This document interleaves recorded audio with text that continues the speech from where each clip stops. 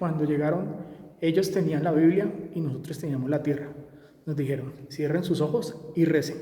Cuando abrimos los ojos, nosotros teníamos la Biblia y ellos tenían las tierras.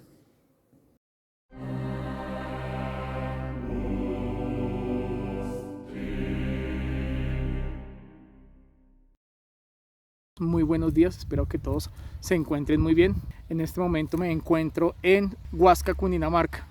Para las personas que no sepan dónde queda Huasca, Huasca está aproximadamente a unos 20 minutos en vehículo del pueblo más cercano, que es Guatavita, y aproximadamente a una hora larga de la ciudad capital, que es Bogotá.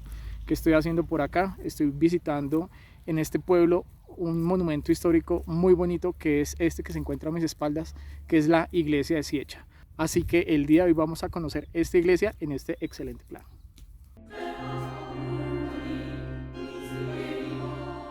Bueno, existen muchas versiones, muchas historias sobre esta iglesia.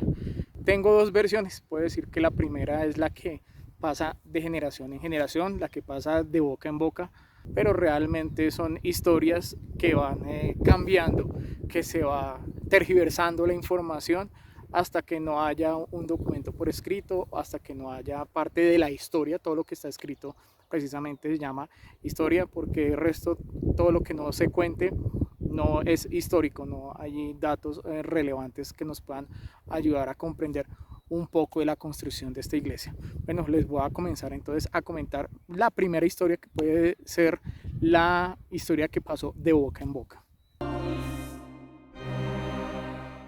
Para ponerlos a ustedes en contexto, aquí se acentuaron los muiscas aproximadamente hace más de 500 años antes de la conquista.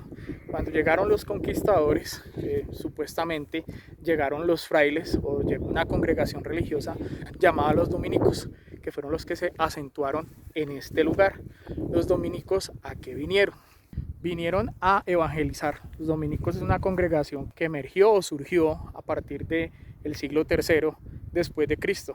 Parte de ellos, por decirlo así, el Papa fue el que ordenó: ustedes tienen que irse a Sudamérica a hacer la transformación, a convertir al catolicismo a todas las personas que precisamente eran los indígenas de la zona en este lugar. Entonces, esa historia cuenta que los dominicos utilizaron esta iglesia para hacer esa transformación, convertir al catolicismo. O sea que ustedes pueden comprender que pudo haber sido algo pacífico, tranquilo, donde le decían a esos indígenas: tranquilos, sigan, entren por este lado, que aquí los vamos a convertir, que su religión ya no existe y que tenemos que imponerle una nueva religión a ustedes. La historia que les estoy contando se basa aproximadamente en el siglo XVII, o sea, más comenzando los años 1600, para ponerlos a ustedes un poco en el contexto del tiempo, en qué momento aparecieron los dominicos aquí para hacer el cambio de religión de estas personas que vivían en este sector. Y antes de ingresar a la capilla, para irles mostrando un poco más de esa historia de boca en boca, están estas ruinas acá, que también cuentan que supuestamente era un convento o el monasterio donde los dominicos se acentuaron para tener aquí su iglesia y la casa cural, como la que queda aquí al lado. Eso es lo que nos cuenta estas ruinas, que están hechas a base de adobe. Hay otro tipo de ruinas que están allá al frente. Pues hay un cercado, me imagino que no se puede entrar, no se podrá ingresar. Además, aproximadamente hay unos 2 metros de altura, creo que no podré ingresar. Hay una construcción un poco más moderna, trato de divisarlo, que si es, por decirlo entre comillas, moderna, me refiero a que no tendrá más de 100 años, porque veo que tiene una caja de la luz y tiene un interruptor al lado. Pero las ruinas que están acá son exactamente iguales a este tipo de ruinas. Entonces vamos encajando un poquito de la historia para que podamos comprender qué pasó en este lugar. Comenzar a ingresar aquí a la iglesia para que ustedes puedan ver aproximadamente la iglesia, que comienza desde este lado hasta acá, tiene unos 8 a 10 metros por una profundidad de 20 metros. Creo que debe tener aproximadamente unos 6 a 7 metros de altura. ¿Qué podemos ver en este lugar? Tiene 2 torres, tiene 2 campanarios. No veo las campanas de este lugar, no sé si tendría campanas, me imagino que sí tenía las campanas y no sé si estarán guardadas en algún lugar. Tiene sus columnas, su arco, las columnas tienen aquí una forma de flor, no sé qué tipo de flor sea esa. Las personas que están viendo el video, que conocen de historia, que conocen de este tipo de talladura en la piedra, me pueden colaborar. Y en el arco, parte superior, se encuentra tallada la cara, puede ser de un ángel, es lo que aprecio yo, porque posiblemente tiene unas alas alrededor. Aquí hay un ventanal bastante grande que ayuda a que la luz entre por este lado, permitía la llegada del sol para que iluminase el altar. No sé, supongo que eso lo hacían así. Y veo acá la cúpula de esta iglesia. Debe tener aproximadamente unos 5 o 6 metros de diámetro esa cúpula que está acá. Como todas las iglesias, debe haber un altar. Aquí no sé si pondrían el altar. Me imagino que pondrían tipo de ofrendas. No sé si la cruz, un Cristo, la Virgen. Hay muchas personas que no les gusta entrar a estos lugares, a estos claustros, les da bastante miedo. Si ustedes sufren de ese tipo de procesos, de ese tipo de paranoias, claustrofobias, no vengan a este tipo de lugares. Yo realmente no se lo recomiendo. Cualquier persona que estuviera acá estaría muerta de miedo en este momento. Lo único que se escucha es el eco de mi voz.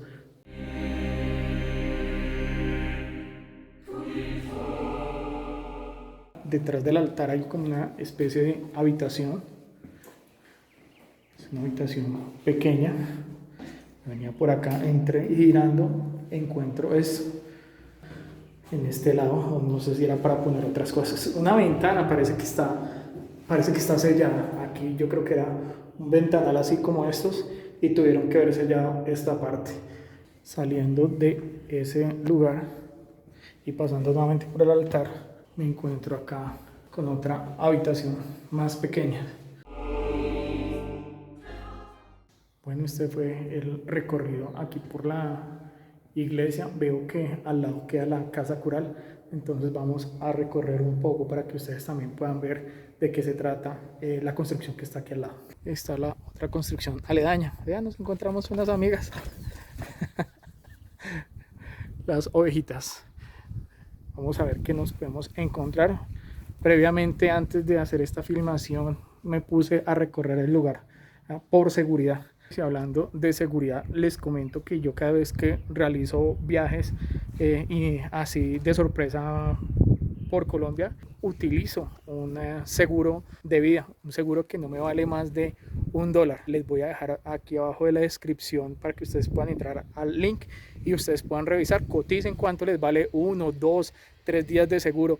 Yo el seguro que adquiero es de un día y me cuesta 3.500 pesos. Es realmente increíble el precio de ese seguro para que ustedes, en caso que lleguen, ojalá que no lleguen a tener un accidente, no tengan que utilizar ese seguro. Pero me parece muy barato y se lo recomiendo. Hay una puerta acá, pues el candado, el gancho, no sé si para colgar la ropa de quién. Pero no, solo hay material ahí en la parte interna. No puedo ver absolutamente nada más. Escombros, precisamente por eso está cerrado. Que sigo viendo acá. No sé de cuándo date esta construcción o si dentro de la misma comenzaron a hacerle las perforaciones, no sé en qué año, para poderle poner luz a este predio. Aquí me encuentro con la caja de luz y los cables para ponerle luz a este sitio. Me imagino que debe tener luz nocturna, debe tener una serie de bombillos en la parte superior para iluminar de noche. Sí, aquí podemos ver una toma, un bombillo en este lugar. Entonces no sé cuándo hicieron las reparaciones para ponerle electricidad a esta capilla. Oigan, es muy bonito este sector. Se puede apreciar el valle de Huasca, Cundinamarca. Aquí hay una siguiente puerta, también está cerrada, no puede entrar, no puede ingresar, no sé qué hay adentro, también hay material, entonces prohibido la entrada. Más cajones de la luz, otro tipo de ventanales. Y aquí llego a una de las torres del campanario, pero no sé qué se hicieron las campanas. Puede pasar uno por acá. Bueno, con cuidado vamos a pasar de aquí hacia este lado para saber qué podemos encontrar. El ventanal y el techo de toda esta iglesia, de este lugar.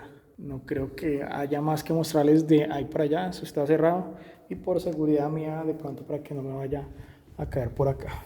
Continuemos dándole una vuelta a este lugar. Bueno, la entrada a este sitio tiene un costo de 2.000 pesos. Aquí me entregaron mi boleta, como la pueden ver. Muy bonita se ve, es representando la iglesia de Siecha. Y esa boleta la pueden ustedes adquirir aquí en esta casa que queda aquí en la parte posterior. Ahí pueden adquirir por 2.000 pesos. Aquí en esta boleta ingresan por ese lugar que está acá y vienen y conocen la iglesia. Bueno, ahora sí les voy comentando la historia, lo que está escrito. En el siglo XVII, o sea, más o menos a comienzo de 1600, el señor Luis Enrique comienza a reunir los indígenas de Siecha y los indígenas de Huasca, para todos pasarlos directamente a Huasca y dejarlos allá. En la segunda mitad de ese siglo se le asignan tierras al capitán Joseph de Ricaurte, quien es la persona que adquiere la hacienda de Siecha.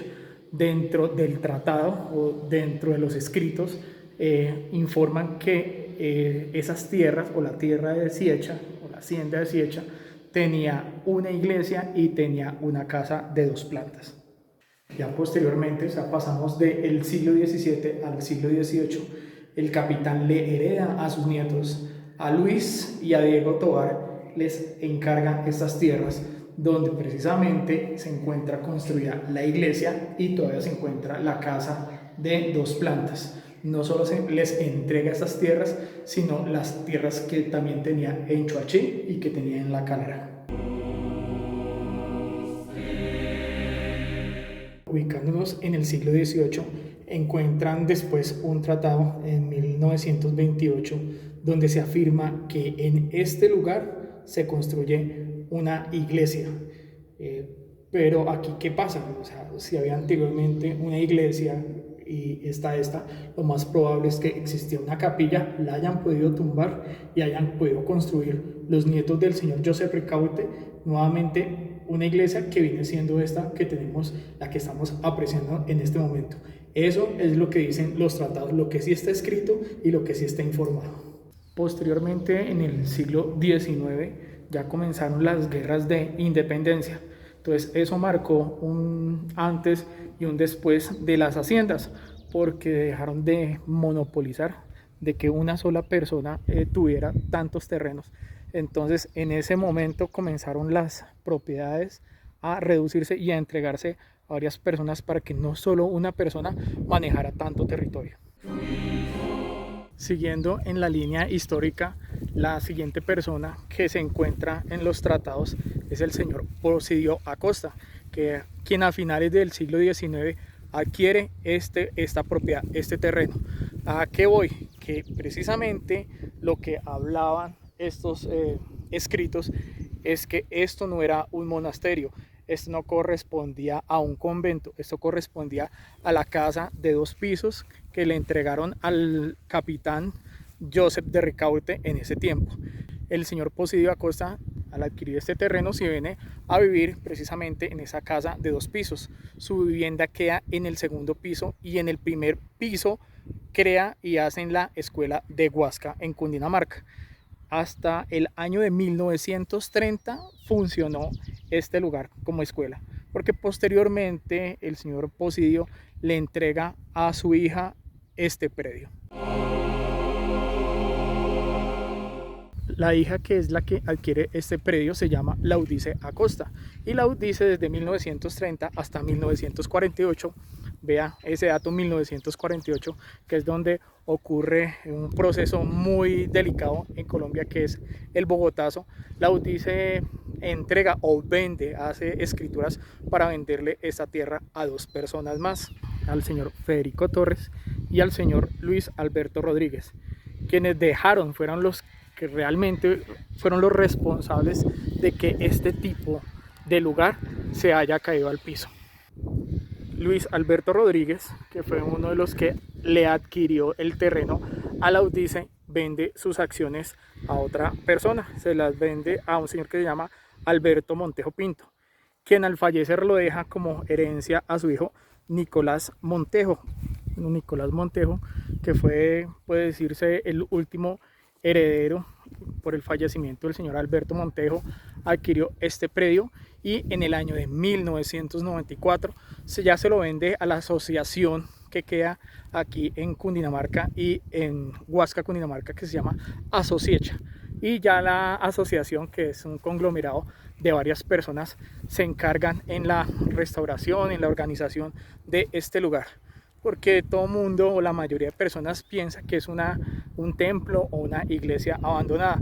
Entonces puede decirse de mi parte que el templo no está abandonado, que este lugar pues lo están cuidando, me imagino que lo limpian, lo organizan. Entonces es un predio que está desalojado, más no abandonado.